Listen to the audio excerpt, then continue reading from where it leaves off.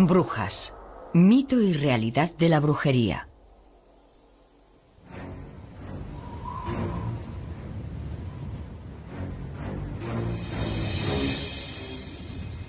Existe en el diccionario una palabra tan controvertida y evocadora que su sola mención conjura una gran profusión de imágenes y sensaciones. Esa palabra es brujería. Round about the cauldron go, in the poisoned entrails throw. Giremos en torno de la ancha caldera But under cold stone days and y nights, cuaje los filtros la roja lumbrera. poisoned venom, Oculto alacrán que en las peñas sombrías boil thou first. sudaste veneno los 31 días. Double, Sé tú quien se cueza de todos primero al fuego del bodrio que dora el caldero. En esta obra de teatro escocesa, Shakespeare nos habla de unas hechiceras que elaboran pócimas, predicen el futuro, reconocen haber provocado matanzas de cerdos, el naufragio de barcos y tormentas de viento. Para el resto de la gente era razón suficiente para justificar su persecución y ejecución en la hoguera. Estaban consideradas como instrumento del caos y autoras de todos los males, y el único modo de librar al mundo de su malignidad era el fuego purificador. En realidad, las brujas de Macbeth son un remedo. Son estereotipos. En lo que respecta a la verdadera brujería, una y otra vez nos ocupamos de un campo que contiene muchos mitos, muchas exageraciones. Estamos acostumbrados a la imagen del siglo XX, la imagen de la vieja bruja concebida por Shakespeare, la malvada anciana preparando sus brebajes en la olla y cosas así. Pero las brujas en el sentido tradicional jamás han sido realmente así. El paganismo, la Wicca o la brujería, o como quiera llamarlo, ha sido malinterpretado por la Iglesia y el Estado durante tanto tiempo que la gente no entiende realmente lo que representamos. Hay muchas connotaciones y conceptos falsos. La brujería es un conjunto de creencias muy antiguas. La creencia de que algunas personas obtienen poderes por otros medios para ejercer influencia y control es diferente del paganismo. El paganismo es la creencia en otros dioses, en un dios no cristiano. A pesar de que la gente suele confundir ambos conceptos, no tienen nada que ver entre sí. La utilización de 3 brujas en la obra refleja el folclore popular. Es un número místico, el comienzo, el centro y el final, las fases de la luna, el nacimiento, la vida y la muerte, la madre, el padre y el hijo. Incluso las propias brujas tienen su triple ley.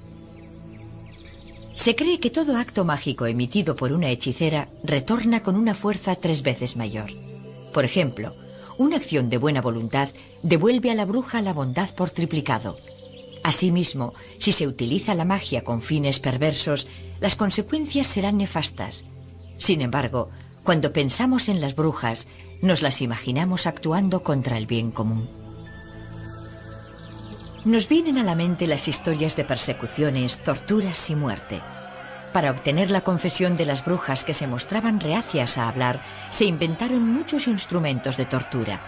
Se llevó a cabo un gran número de juicios y procesos para identificar a las brujas. En Inglaterra, Enrique VIII emitió el primer decreto contra la brujería en 1542. El segundo decreto contra la brujería fue aprobado en 1563, bajo el reinado de Isabel I. Castigaba con pena de muerte a todos los condenados por asesinato mediante brujería. El tercer decreto fue emitido por Jacobo I. Le aterrorizaban las brujas. Estaba convencido de que en Berwick las brujas habían conjurado una tempestad para hundir su barco mientras se encontraba a bordo en compañía de su mujer, la reina Ana. Durante su reinado autorizó la publicación de los primeros ejemplares de la Biblia en inglés. Al parecer, la frase original "no tolerarás que viva un envenenador" fue modificada por "No tolerarás que viva una bruja" por decreto real. También escribió su propio libro sobre hechicería titulado Demonología, para trazar las líneas generales del proceso contra la brujería. Se suele pensar que la fe católica consiste en una serie de obligaciones y prohibiciones que condicionan la vida de la gente. Por el contrario, la Wicca sugiere que mientras no hagas daño a nadie, puedes hacer lo que te plazca. La pregunta es, ¿cómo se puede comprobar si lo que hacemos no ha causado daño a nadie? ¿Basta con que no cause daño a ninguna de las personas involucradas en esta actividad en concreto? Y si así fuera, ¿cómo comprobarlo sin unas reglas objetivas a las que remitirse? En Europa, el temor a la brujería se convirtió en una epidemia. La Europa continental alcanzó las cifras más altas de procesos contra brujería y prácticas de tortura. Señores y campesinos se convirtieron tanto en acusadores como en acusados. El inquisidor, habitualmente nombrado por los funcionarios estatales o eclesiásticos del lugar, se valía de la tortura para obtener confesiones, utilizando cualquier sistema de coerción física que juzgara conveniente. Cientos de acusados fueron quemados en la hoguera.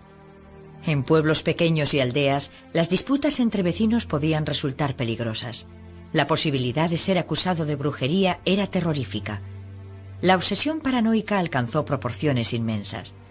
La mayoría de los acusados fueron mujeres, y en Alemania hay documentos que demuestran que en algunas ciudades la población femenina fue prácticamente exterminada.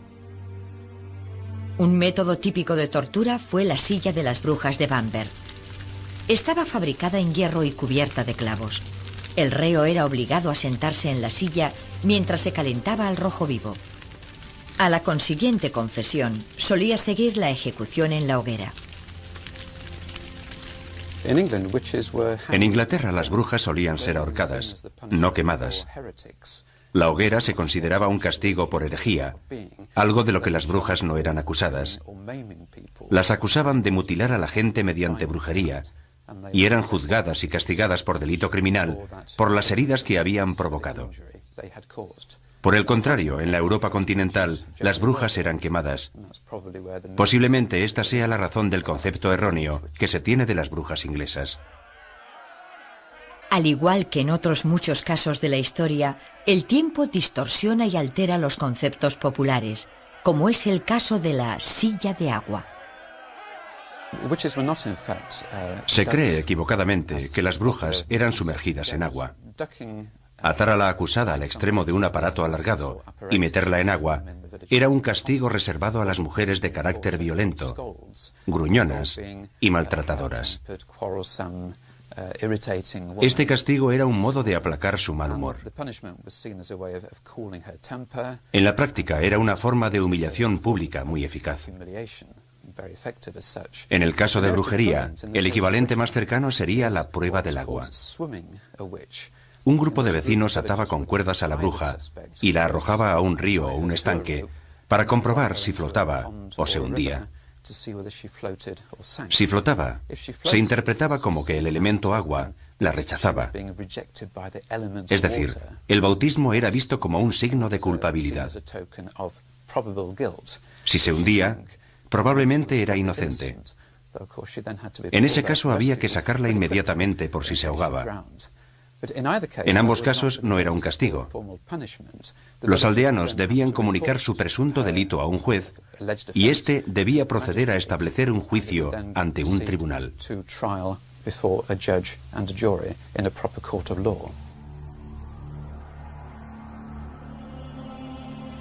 Matthew Hopkins fue tal vez el cazador de brujas más célebre.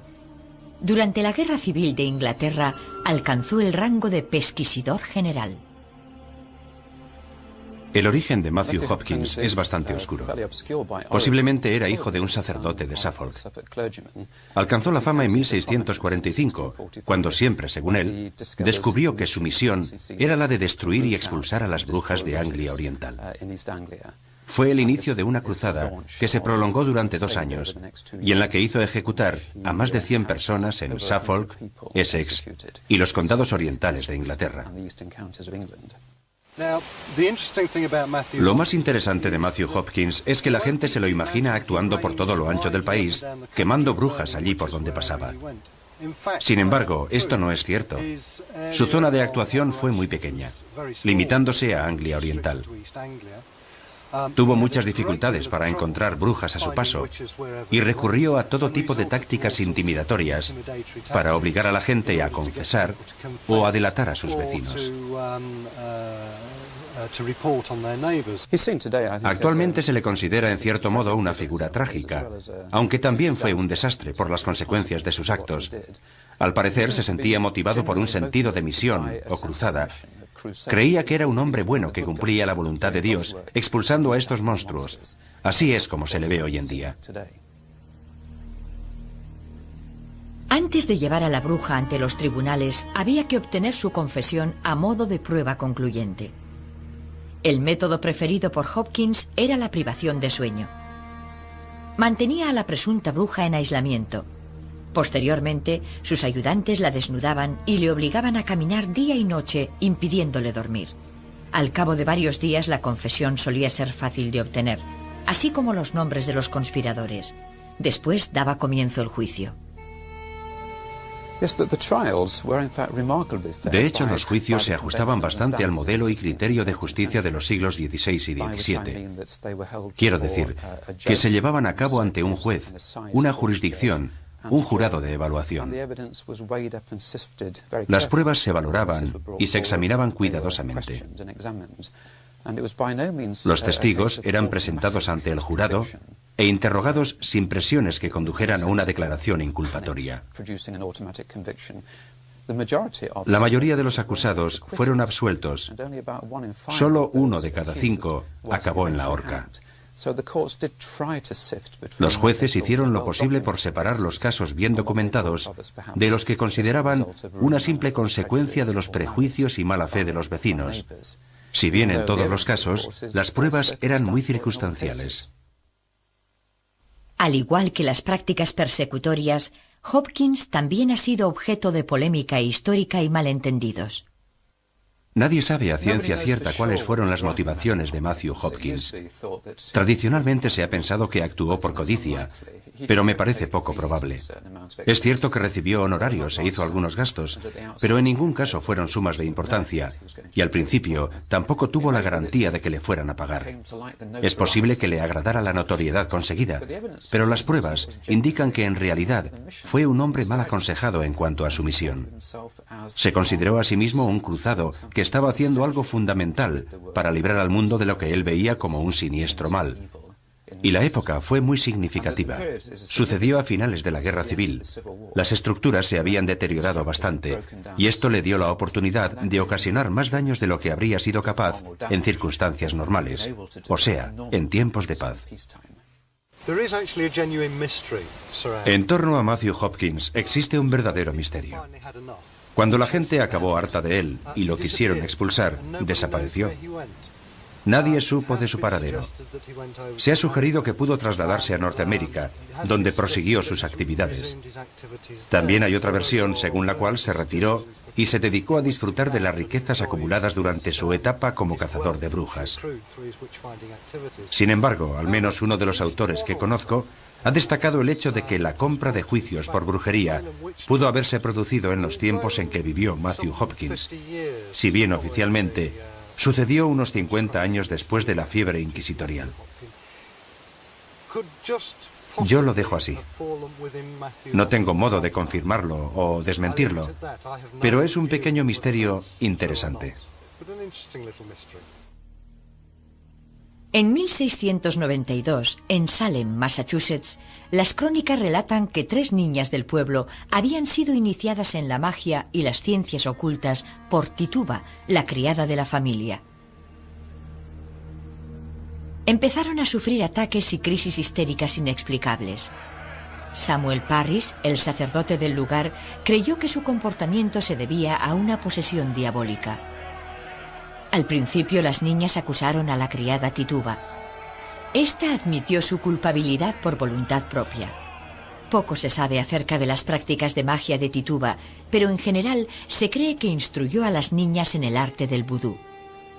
Entonces, las tres jóvenes empezaron a dar otros nombres de gente que no comprendía por qué les habían implicado. Entre el 10 de junio y el 22 de septiembre, 19 vecinos de Salem fueron ahorcados.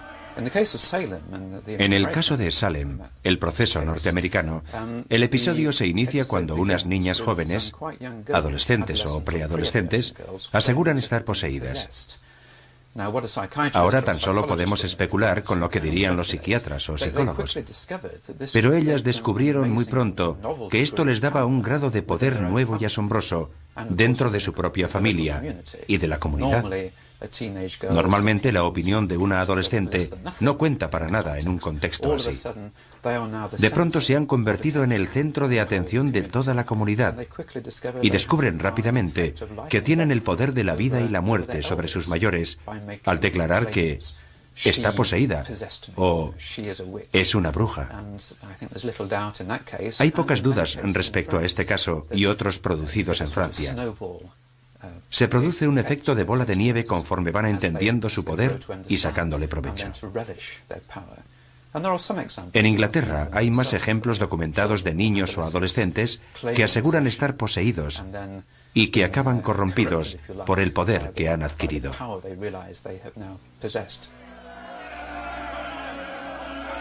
Finalmente, se levantó una oleada de rechazo contra los juicios. En base a las débiles pruebas obtenidas bajo coacciones y extrema presión, los juicios de Salem no continuaron más allá de las acusaciones iniciales. Si examinamos los acontecimientos desde otro punto de vista, también encontraríamos una explicación creíble de los juicios. Parris recibía principalmente el apoyo de los granjeros más pobres del pueblo de Salem. Para ellos, Parris y la iglesia rural representaban la estabilidad y los valores tradicionales. Pero el poder que estaban alcanzando los comerciantes suponía una amenaza para su modo de vida. Muchos de los que fueron víctimas de la caza de brujas encabezada por Parris y sus partidarios estaban relacionados con esta nueva clase social de Salem. La historia de Salem quedó inmortalizada en una obra teatral de Arthur Miller, titulada El Crisol. En ella se reflejan los juicios de McCarthy que estaban teniendo lugar en aquella época en Norteamérica. El paralelismo con el clima de acusaciones donde nadie podía sentirse seguro era evidente. Sin embargo, para la mayoría de la gente, la diferencia entre literatura y hechos históricos es confusa. Pienso que en Inglaterra y en Norteamérica la brujería no es propia de gente que ejerce el poder. No creo que sea una forma correcta de enfocarlo. Básicamente en Inglaterra y claramente en Norteamérica comienza en los niveles sociales más humildes, con las rivalidades y choques de personalidad dentro de una pequeña comunidad. A menudo la bruja es alguien marginal, de avanzada edad, poco apreciada y que se lleva mal con sus vecinos. Tal vez el mejor ejemplo de persecución a una supuesta bruja por motivos políticos lo podamos encontrar en la historia de Juana de Arco. Se había convertido en una amenaza para la Iglesia y el Estado, pero se utilizaron los rumores de brujería y el hecho de que ella admitiera escuchar voces en su interior como razón legítima para ejecutarla. Juana de Arco fue quemada en la hoguera por la Iglesia en 1431 bajo la acusación de herejía. Existen pocas dudas de que las razones fueran exclusivamente políticas, porque 500 años más tarde, Juana de Arco fue canonizada por la misma Iglesia que la había condenado a muerte. Todavía circula una teoría, a la que los historiadores no dan demasiada credibilidad, según la cual Juana fue una bruja. Es una leyenda que persiste y que vuelve a surgir en diferentes formas. La más sencilla es que ella pertenecía al antiguo credo, la brujería en estado puro, y que estaba cumpliendo ciertas obligaciones relacionadas con esa antigua religión. Hay que recordar que Dom Raimi, donde ella nació, era conocido por sus prácticas mágicas. Tenían un árbol embrujado y un pozo encantado. Fue bajo ese árbol donde Juana escuchó voces por primera vez. Hay muchas razones para pensar que aunque no fuese una bruja, seguramente estaba influida por la antigua religión. A mi parecer, Carlos VII era un hombre muy narcisista y vanidoso, y que estaba deseando librarse de ella. No olvidemos que Juana tenía fama de ser muy hábil discutiendo, muy obstinada. Fue apresada por los borgoñeses en una acción que ella misma había propiciado contra el expreso deseo de Carlos VII. En cierto modo, para él, fue un alivio librarse de ella, porque no quería involucrarse en una guerra. Hubo otras persecuciones que se llevaron a cabo simplemente por afán material. En el siglo XIV, el rey de Francia, Felipe el Hermoso, emprendió una campaña contra la Orden de los Templarios. Acusó a esta orden de monjes guerreros de cometer todo tipo de actos de brujería, entre otros la adoración de un ídolo con forma de cabeza decapitada y el uso de un cordón herético, signo inequívoco de que el portador practica la brujería. En cambio, la realidad es más prosaica. La Orden del Temple había sido creada para custodiar los caminos y rutas hacia Tierra Santa durante las cruzadas contra los sarracenos. Al principio, la Iglesia aprobó sus acciones, les eximió de pagar impuestos y les concedió la capacidad de recaudar los suyos propios. La Orden construyó sus propios puertos y dispuso de su propia flota. Al ser considerados gente honrada, se convirtieron en los banqueros de los reinos europeos. Llegaron a trasladar inmensas sumas de dinero de un lugar a otro a cambio de honorarios. La riqueza de la Orden fue creciendo. Posiblemente fuera la codicia por esta riqueza lo que motivó la acción del rey francés.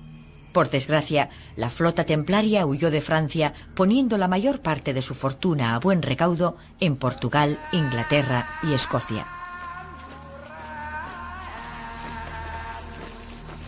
¿Cómo llegó a surgir tal temor a las brujas que fue utilizado por los que detentaban el poder? Para investigarlo, tenemos que remontarnos a las raíces del paganismo moderno. El paganismo es una religión que adora la naturaleza. Sus seguidores suelen practicarla en espacios abiertos, en lugares naturales, ya sea en grupo o individualmente. Organizan varias festividades al año para celebrar los efectos del sol sobre la tierra. También adoran a la luna en asambleas mensuales.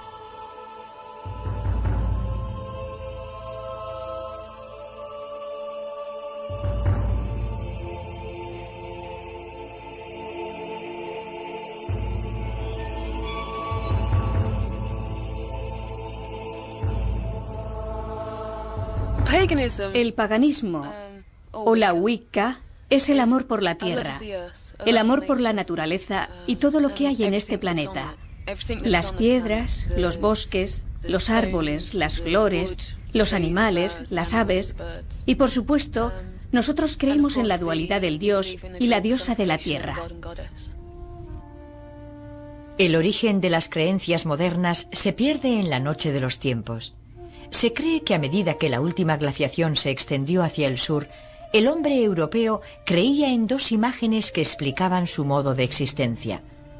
La diosa de la tierra, que engendraba la vida en todas sus manifestaciones, y el macho cabrío, que experimentaba la vida y la muerte como cazador y cazado. Cuando los primitivos recolectores y cazadores se convirtieron en granjeros en sus cerros fortificados para posteriormente asentarse en pueblos y ciudades, se cree que sus creencias pasaron a estar más organizadas. Monumentos megalíticos como Stonehenge o Avebury, enclavados en curiosos túmulos, cerros y caminos, podrían delatar una forma de organización de la vida religiosa comunitaria. Conforme las comunidades se hicieron más complejas, su organización también cambió. Los griegos y romanos antiguos formalizaron su concepto de los dioses construyendo panteones, una reminiscencia de los nórdicos y otras culturas anteriores a la suya. Sin embargo, el concepto de la madre tierra y el macho cabrío es común en todas ellas.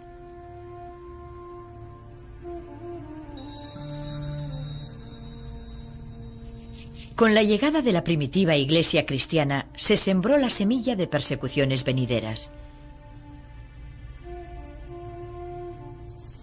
En el año 325 de nuestra era, en el Concilio de Nicea, el emperador romano Constantino se enfrentó al problema de aunar las diferentes corrientes religiosas que existían en aquella época. Convertido al cristianismo, quería zanjar toda discusión en torno a la divinidad de Jesucristo. De su concilio salieron la Biblia y la primitiva Iglesia cristiana tal y como las conocemos.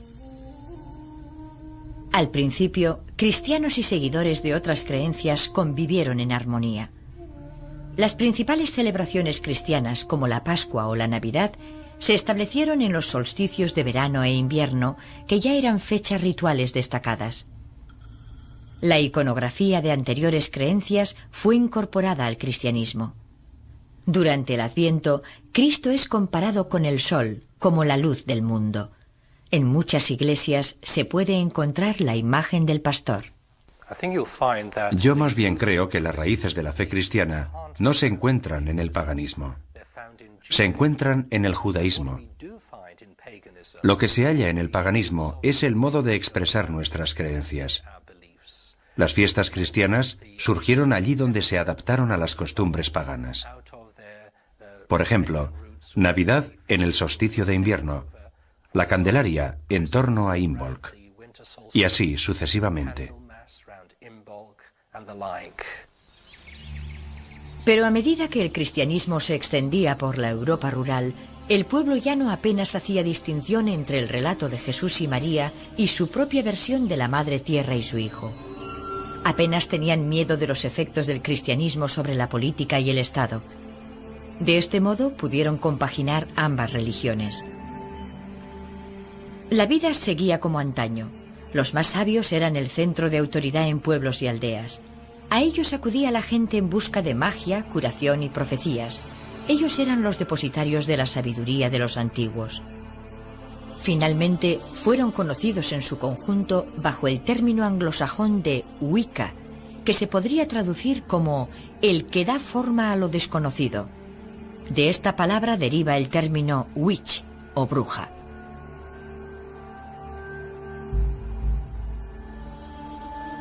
Pero esta coexistencia pacífica de ambas religiones no estaba llamada a durar. Así comenzó la persecución.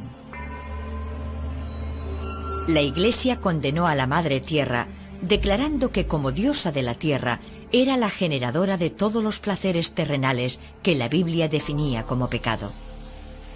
Posteriormente proclamaron que el macho cabrío era la personificación del demonio, un ángel expulsado del cielo por sus pecados y que vivía y obraba en el infierno.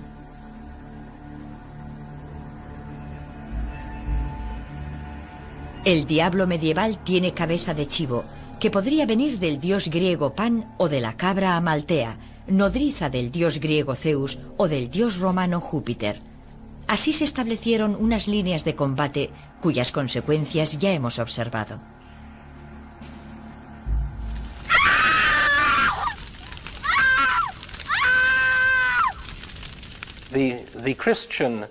La Iglesia Católica está en permanente diálogo con los fieles de todas las creencias.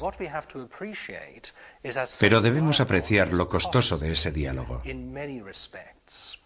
En muchos aspectos, si la Iglesia estableciera un diálogo con el paganismo, habría que llevar a cabo una gran labor de base, del clero con el paganismo. Habría que dar prioridad a un intenso diálogo para que la Iglesia pusiera los esfuerzos necesarios en su diálogo. Nos encontraríamos con que no hay base común en términos de doctrina y credo, pero tendríamos un diálogo interesante en nuestra visión del mundo en términos de ética y rituales. A pesar de que la Iglesia del siglo X intentó descartar la existencia de la brujería y se aprobó una ley canónica declarando herética la creencia en la magia y la hechicería, las brujas continuaron practicando sus artes. En los siglos XII y XIII resurgió la adoración de la Madre Tierra. Los poetas escribían odas a la diosa bajo el pretexto de que se las dedicaban a sus amadas. Se construyeron iglesias y catedrales en nombre de María, la Madre de Dios, quien como Madre Divina había sustituido a la Madre Tierra.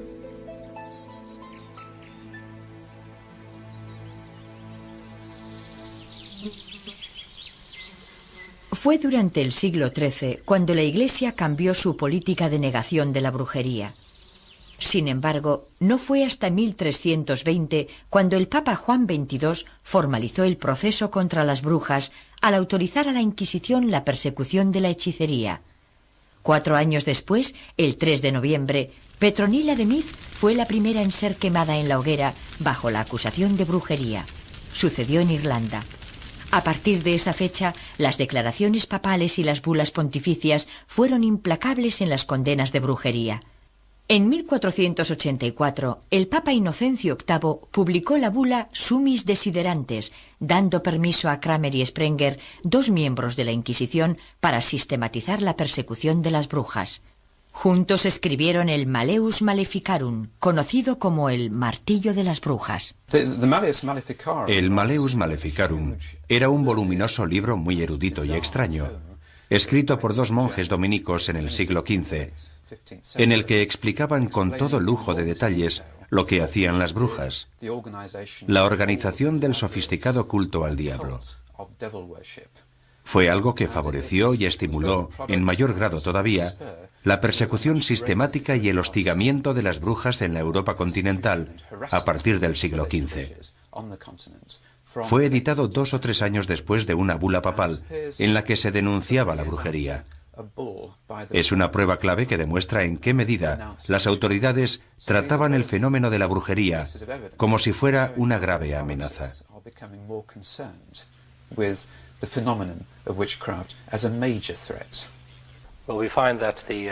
Vemos que el momento álgido de la persecución de las brujas tuvo lugar en la Edad Media y que fue el resultado de la alianza entre 2 estamentos sociales.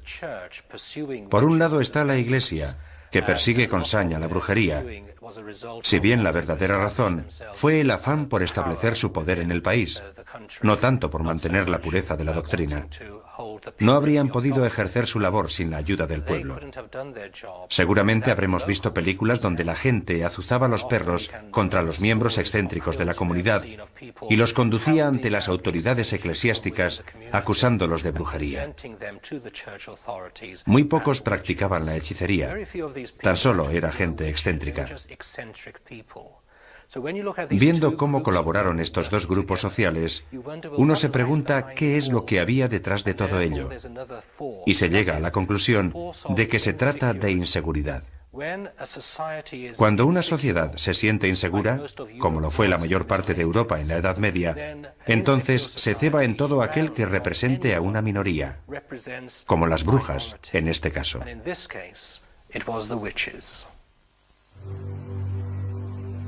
Ahora las brujas ya no eran practicantes de la antigua religión, o curanderas o instructoras, eran las esclavas de Satán. Para la Iglesia las brujas eran mujeres, porque sucumbían fácilmente a la lascivia y la maldad del diablo. Para incrementar la creencia y el temor del pueblo, la Iglesia se limitó a darles la vuelta a las prácticas y rituales cristianos. Las brujas adoraban al diablo en lugar de a Dios, remedaban la misa cristiana y disfrutaban de los placeres terrenales. Fue entonces cuando la Iglesia definió la brujería como herética y las últimas dudas del pueblo llano se disiparon. En tiempos recientes hemos contemplado un resurgir de las antiguas costumbres.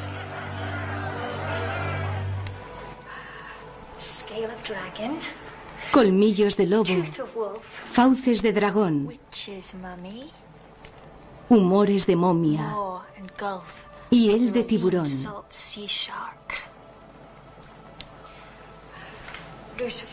Abeto tronchado con luna eclipsada,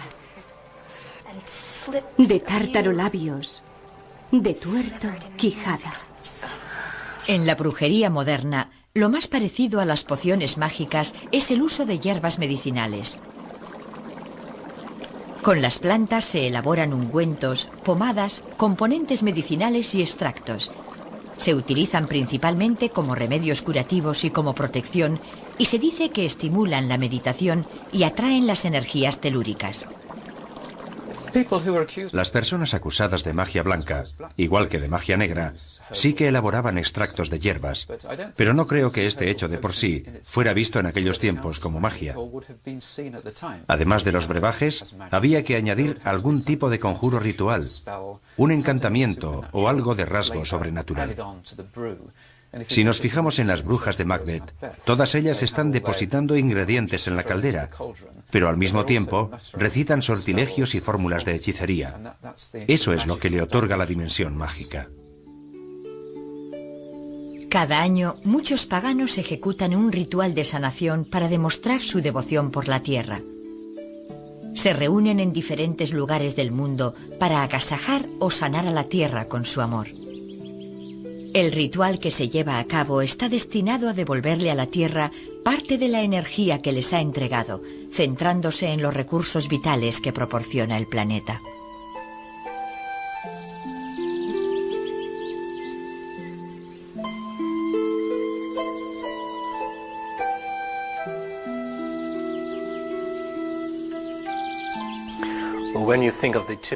Cuando pensamos en la típica imagen de la bruja, nos la imaginamos conjurando un hechizo o haciendo magia.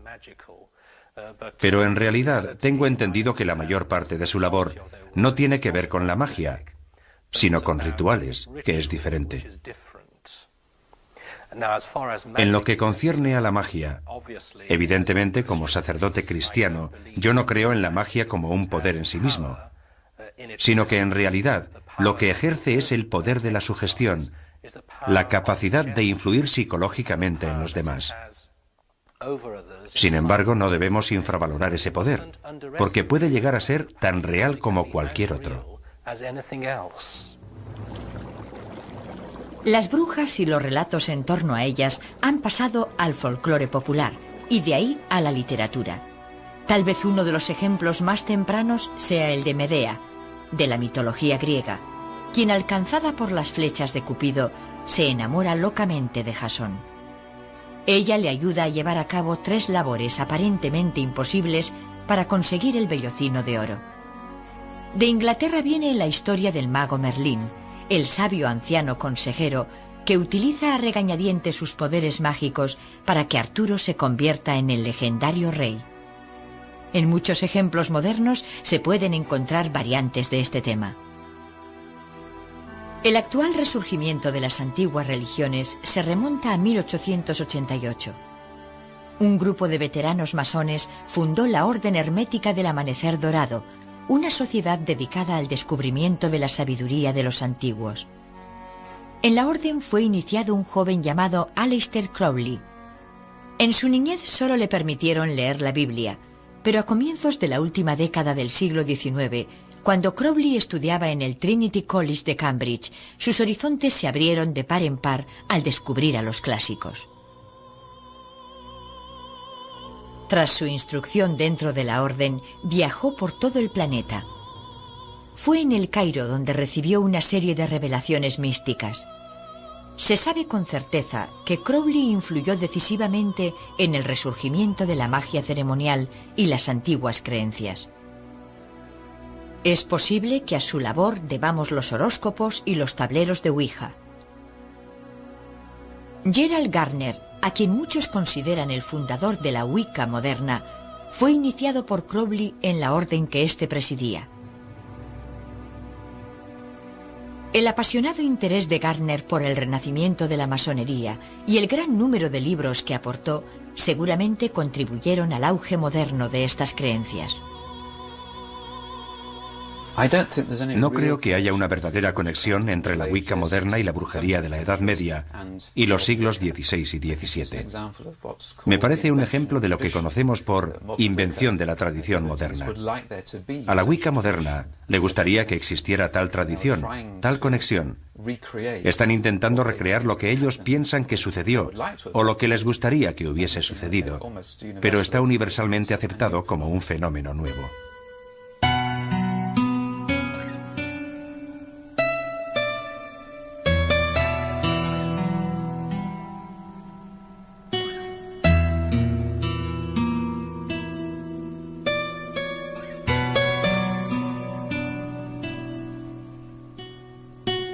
Este es el ritual de la unión de manos tal y como se practica hoy.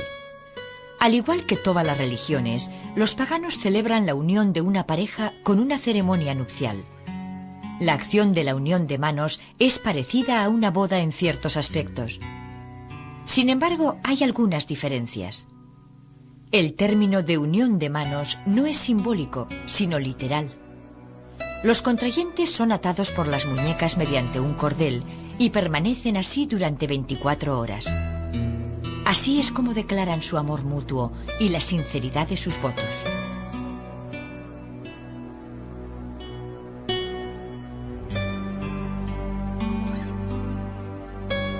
Para finalizar el ritual, la pareja debe saltar por encima del palo de una escoba que sujetan el sumo sacerdote y la sacerdotisa. Una vez unidos, deben permanecer juntos durante 1 año y 1 día.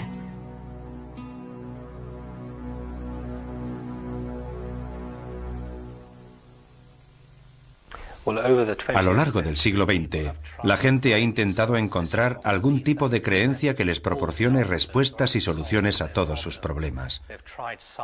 Lo han buscado en la ciencia y en la política, y han descubierto las limitaciones de ambas. Ahora, en el cambio de siglo, la gente busca otra cosa que les ofrezca respuestas a las preguntas que formula su corazón. Lógicamente, buscan en el ámbito de la espiritualidad, y ahora contemplan la realidad con mayor libertad. Miran a las iglesias mayoritarias, pero a la vez a las que han estado situadas al margen. Pese a que la adoración de una diosa femenina ya no sea motivo de odio, hay algunos que aún lo temen y se siguen produciendo malentendidos que pueden tener fatales consecuencias. Según un informe, en 1997, en una pequeña aldea de Rusia, 2 hombres intentaron matar a una familia completa porque creían que una de las mujeres era bruja. La mujer sobrevivió a la brutal agresión, pero otra mujer murió y 4 niños tuvieron que ser hospitalizados por heridas graves. Los hombres reconocieron lo que habían hecho y acusaron a la mujer de haber hechizado a uno de ellos. Tal vez esto explique por qué la comunidad pagana sigue existiendo bajo un velo de aislamiento y secretismo. Lo importante de la brujería moderna es que se trata de un intento muy serio y sincero de volver a una especie de religión terrenal, una religión natural. Ahí es donde reside su importancia. Podemos apreciar que, en cierto sentido, la brujería moderna conecta muy bien con el movimiento ecologista. La preocupación por el medio ambiente, el regreso a la naturaleza y el respeto por la tierra. Eso es lo más importante de la brujería moderna. Se trata de vivir en armonía con el orden natural. Si buscara una definición que resumiera la brujería moderna, sería esta. Ante tanto escritor moderno que relate historias de brujas y hechicería destinadas al público infantil, a la pregunta de ¿cuándo nos volveremos a ver?, la respuesta más probable será el martes tengo tiempo. Practicar la magia bajo el azote de una tempestad, donde llueve a cántaros y el viento agita los brezales, ya no implica temer las consecuencias de la persecución. La tortura y la hoguera han dado paso al entretenimiento y una nueva fe fundada en las antiguas costumbres. La brujería queda reflejada principalmente en la literatura y los medios de comunicación bajo la imaginería tradicional. Lo que vemos ahora está a años luz de las verdaderas prácticas del arte de la magia.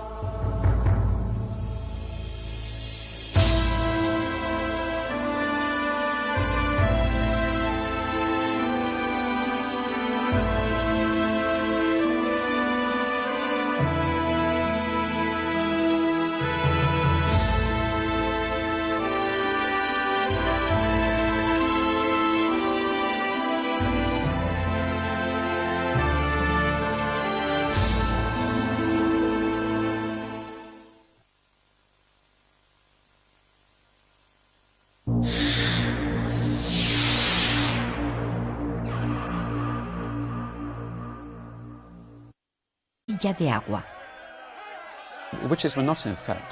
Se cree equivocadamente que las brujas eran sumergidas en agua. Atar a la acusada al extremo de un aparato alargado y meterla en agua era un castigo reservado a las mujeres de carácter violento, gruñonas y maltratadoras. Este castigo era un modo de aplacar su mal humor. En la práctica era una forma de humillación pública muy eficaz. En el caso de brujería, el equivalente más cercano sería la prueba del agua. Un grupo de vecinos ataba con cuerdas a la bruja y la arrojaba a un río o un estanque para comprobar si flotaba o se hundía. Si flotaba, se interpretaba como que el elemento agua la rechazaba. Es decir, el bautismo era visto como un signo de culpabilidad. Si se hundía, probablemente era inocente. En ese caso había que sacarla inmediatamente por si se ahogaba. En ambos casos no era un castigo. Los aldeanos debían comunicar su presunto delito a un juez y éste debía proceder a establecer un juicio ante un tribunal.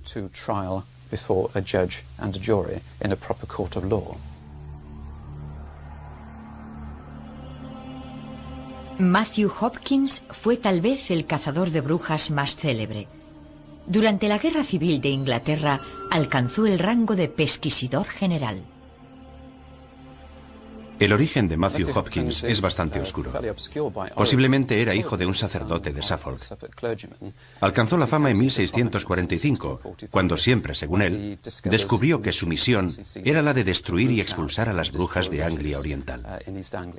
Fue el inicio de una cruzada que se prolongó durante 2 años y en la que hizo ejecutar a más de 100 personas en Suffolk, Essex y los condados orientales de Inglaterra. Se cree que todo acto mágico emitido por una hechicera retorna con una fuerza 3 veces mayor. Por ejemplo, una acción de buena voluntad devuelve a la bruja la bondad por triplicado. Asimismo, si se utiliza la magia con fines perversos, las consecuencias serán nefastas. Sin embargo, cuando pensamos en las brujas, nos las imaginamos actuando contra el bien común.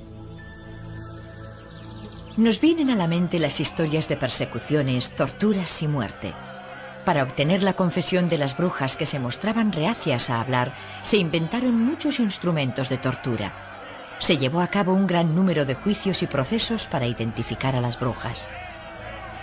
En Inglaterra, Enrique VIII emitió el primer decreto contra la brujería en 1542. El segundo decreto contra la brujería fue aprobado en 1563, bajo el reinado de Isabel I. Castigaba con pena de muerte a todos los condenados por asesinato mediante brujería. El tercer decreto fue emitido por Jacobo I. Le aterrorizaban las brujas. Estaba convencido de que en Berwick las brujas habían conjurado una tempestad para hundir su barco mientras se encontraba a bordo en compañía de su mujer, la reina Ana. Durante su reinado autorizó la publicación de los primeros ejemplares de la Biblia en inglés. Al parecer, la frase original «No tolerarás que viva un envenenador» fue modificada por «No tolerarás que viva una bruja» por decreto real. También escribió su propio libro sobre hechicería titulado Demonología, para trazar las líneas generales del proceso contra la brujería. Se suele pensar que la fe católica consiste en una serie de obligaciones y prohibiciones que condicionan la vida de la gente. Por el contrario, la Wicca sugiere que mientras no hagas daño a nadie, puedes hacer lo que te plazca. La pregunta es, ¿cómo se puede comprobar si lo que hacemos no ha causado daño a nadie? ¿Basta con que no cause daño a ninguna de las personas involucradas en esta actividad en concreto? Y si así fuera, ¿cómo comprobarlo sin unas reglas objetivas a las que remitirse? En Europa, el temor a la brujería se convirtió en una epidemia. La Europa continental alcanzó las cifras más altas de procesos contra brujería y prácticas de tortura. Señores y campesinos se convirtieron tanto en acusadores como en acusados.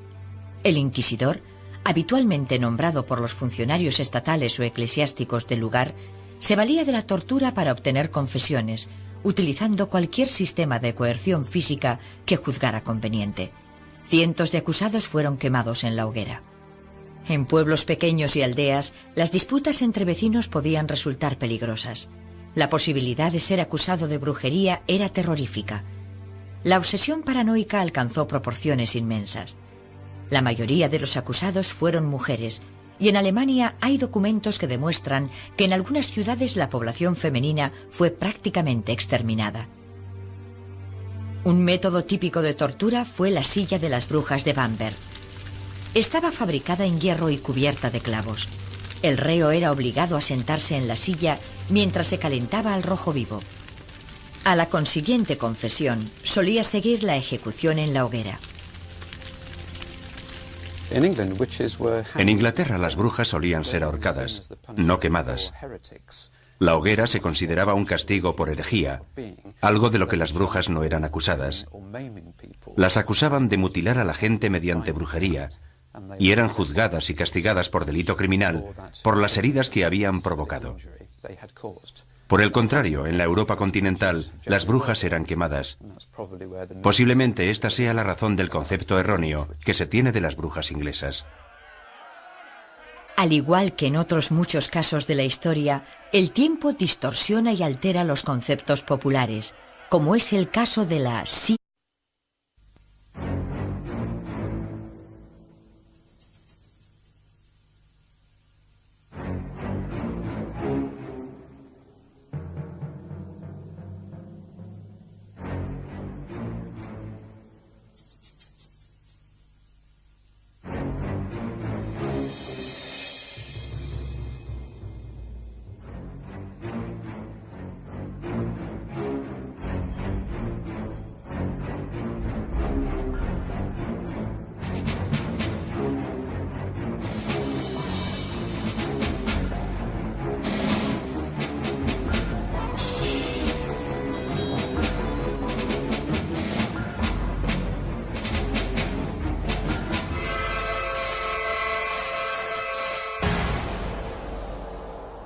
Brujas, mito y realidad de la brujería.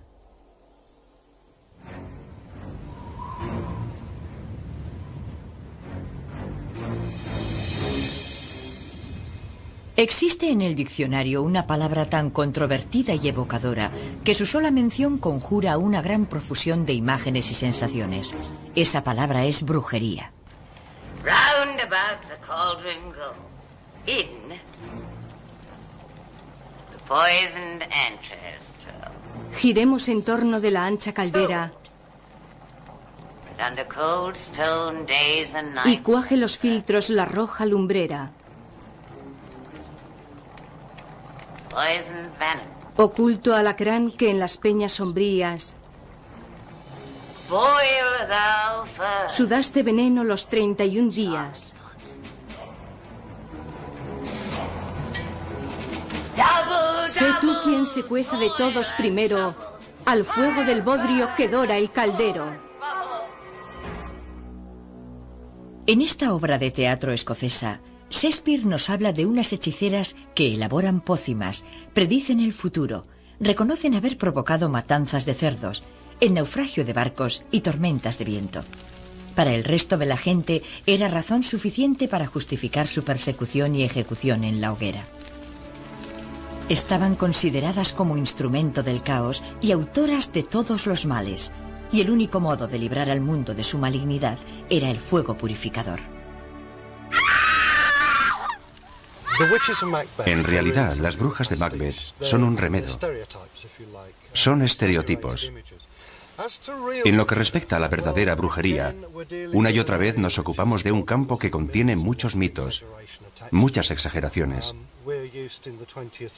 Estamos acostumbrados a la imagen del siglo XX, la imagen de la vieja bruja concebida por Shakespeare, la malvada anciana preparando sus brebajes en la olla y cosas así. Pero las brujas en el sentido tradicional jamás han sido realmente así. El paganismo, la Wicca o la brujería, o como quiera llamarlo, ha sido malinterpretado por la Iglesia y el Estado durante tanto tiempo que la gente no entiende realmente lo que representamos. Hay muchas connotaciones y conceptos falsos. La brujería es un conjunto de creencias muy antiguas. La creencia de que algunas personas obtienen poderes por otros medios para ejercer influencia y control es diferente del paganismo. El paganismo es la creencia en otros dioses, en un dios no cristiano. A pesar de que la gente suele confundir ambos conceptos, no tienen nada que ver entre sí. La utilización de 3 brujas en la obra refleja el folclore popular. Es un número místico, el comienzo, el centro y el final, las fases de la luna, el nacimiento, la vida y la muerte, la madre, el padre y el hijo. Incluso las propias brujas tienen su triple ley.